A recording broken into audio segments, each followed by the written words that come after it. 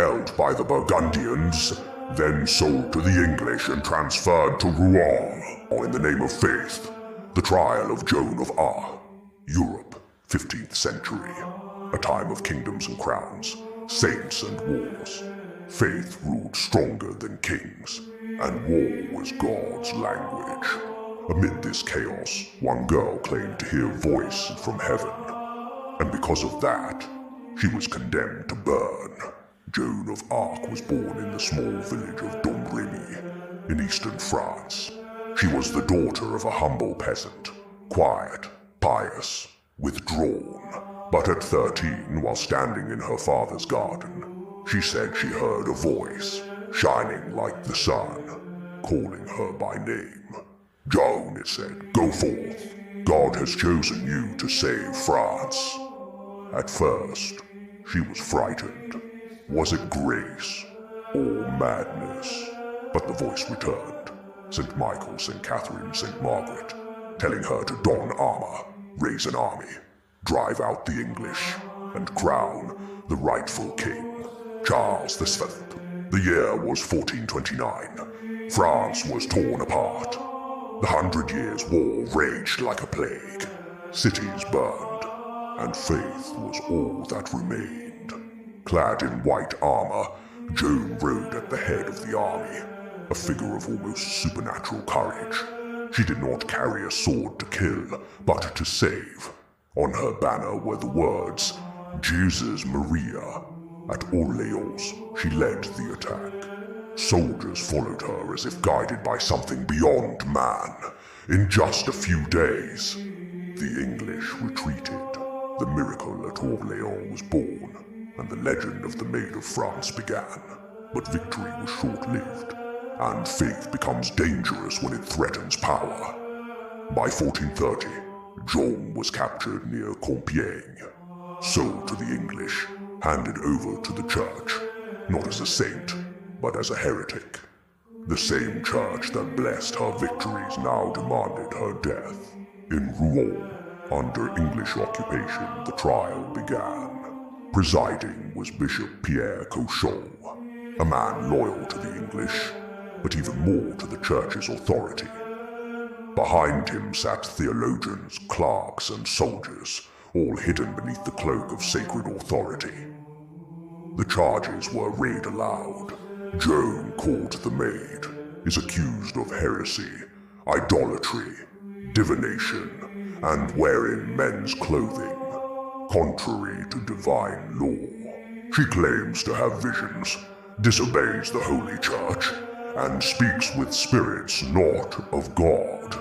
In addition, it was mentioned that her family's property had been seized, as was customary in politically motivated trials.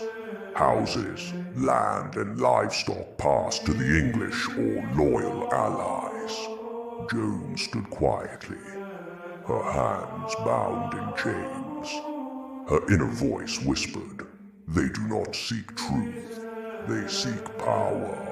But my voice comes from God."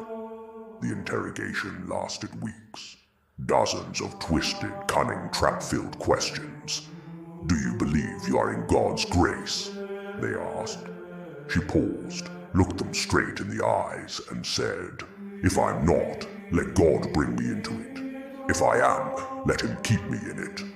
It was the perfect theological answer, but to them, an act of defiance. The English demanded a confession. When they did not receive it, they turned to threats of torture. Chains rattled, iron glimmered in torchlight.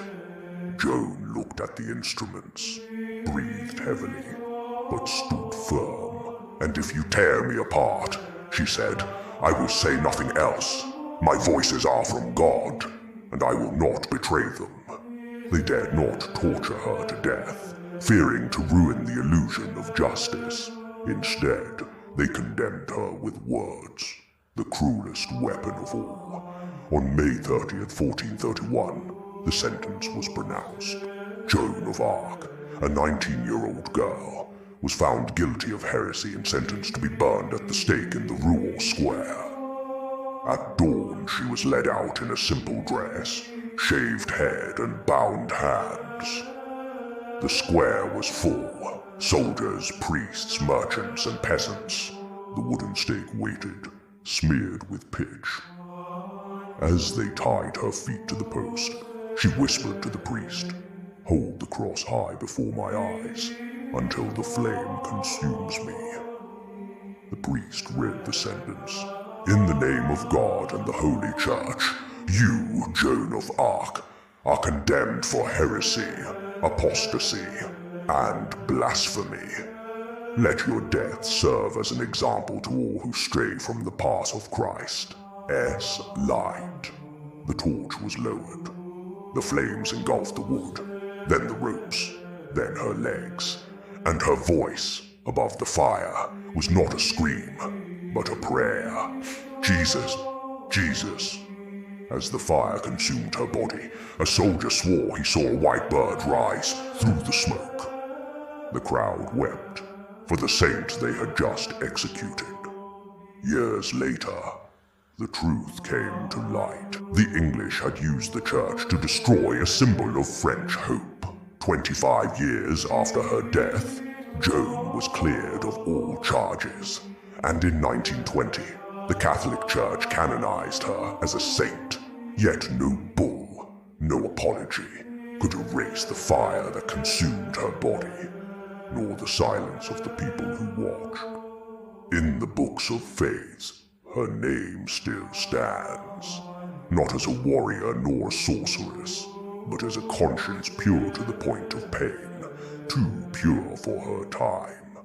For in every age the Church claims to serve God, but sometimes it is precisely those whom it condemns, the only ones who truly hear Him. Thank you for watching. Like, subscribe, and hit the bell to uncover the next shadow of history.